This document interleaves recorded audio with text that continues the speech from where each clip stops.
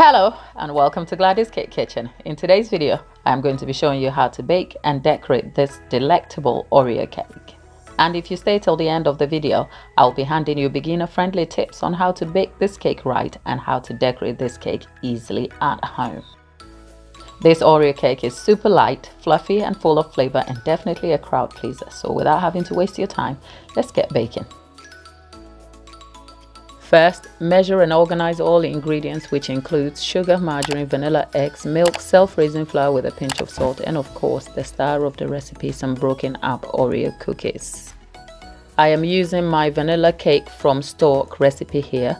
All measurements and ingredients used with detailed notes and resources is found in the description box below.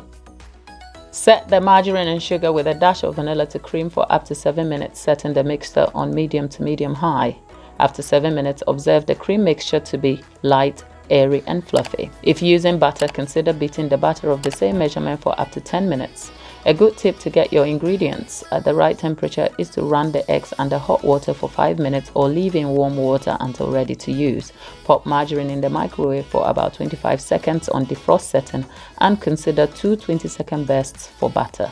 Also, warm milk in microwave for up to 30 to 40 seconds until warm, and caster sugar can be replaced with granulated sugar. When the creamed mixture is light and fluffy, add eggs one at a time, allowing time in between mixes. This is to be done on slow to medium speed. When the eggs are mixed into the margarine creamed mixture, you may observe a broken, split or curdled consistency. Don't worry. The creaming process is all about emulsification, so one way or another, it will all come together. And whilst at it, if you don't know what emulsification is, check my buttercream fixes video linked in the description box below for a detailed description. Eggs added, begin to add the flour alternating with milk until it's all combined. Stop the mixer just after the last scoop of flour. I'll be finishing the rest of the mixing process by hand to prevent overmixing.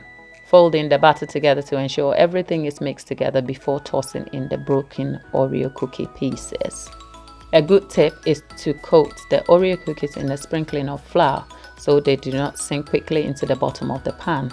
We need the Oreo to be sparsely dispersed in the batter to give us a dotty Oreo cookie effect when the cake is baked. All done, transfer the batter into a cake pan ready to bake at 175 degrees Celsius for 40 to 55 minutes depending on the oven type. This recipe bakes a single 7-inch cake at 4-inch deep and rises to about 5 inches. The same recipe and quantity also bakes 2 5-inch cakes at 4-inch deep. Whilst the cake is baking, I will be completing the buttercream, which is the Oreo Swiss meringue buttercream. I am using my Swiss meringue buttercream recipe here and will be adding in some finely ground Oreo cookies. A detailed tutorial is linked below on how to make my Swiss meringue buttercream with a follow-up video on how to fix broken buttercream. These are broken down into simple detailed steps with beginner-friendly explanations to help you understand and make these recipes easy at home. Buttercream done, cake cooled and leveled. It's time to fill and stack our cakes. On a cake board, apply a layer of ganache and apply a cake card. Leave to chill and set before spreading a thin layer of ganache, then begin to layer the cake. Over each layer of cake, fill a generous amount of Oreo Swiss meringue buttercream and apply a layer of cake on top of that. Repeat the process until the cake is fully layered. Set the cake to chill in a freezer for 10 to 15 minutes or in a fridge for 20 to 30 minutes. Cake chilled, I am going to trim the sides of the cake to rid of the crust and to allow for a cleaner and even cake. Trimming done, it's time to crumb coat the cake. I crumb coat this cake by spreading a layer of buttercream around the cake to lock in all the crumbs, especially after all that trimming. Crumb coating done, I'll leave the cake to chill for a while before coming back to complete with a few layers of buttercream until my cake is done and polished. When the final layer of my buttercream is applied, I would like the outside of my cake to be clean and polished with the top edges very sharp. This takes a few more steps to complete, and as a beginner, you can use the Pro Froster tool. It definitely makes getting the sides and edges smoother easily. Cake done, it is time to spread the drip. This drip is made up of 200 grams of dark chocolate, 70% cocoa mixed with some butter and melted in the microwave. The measurement and method is left in the description box.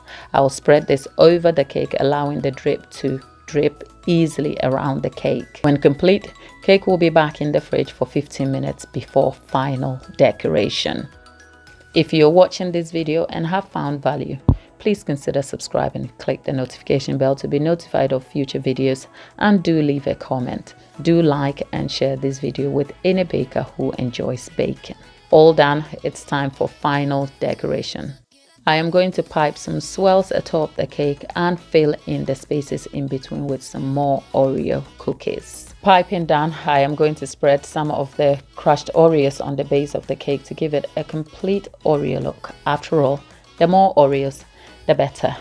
Cake done. If you'd like to check out all the resources, recipes and methods used, a detailed guide is in the description box below. And about that word emulsification, check my quick buttercream fixes video up here, and I'll see you in my next. Thanks for watching.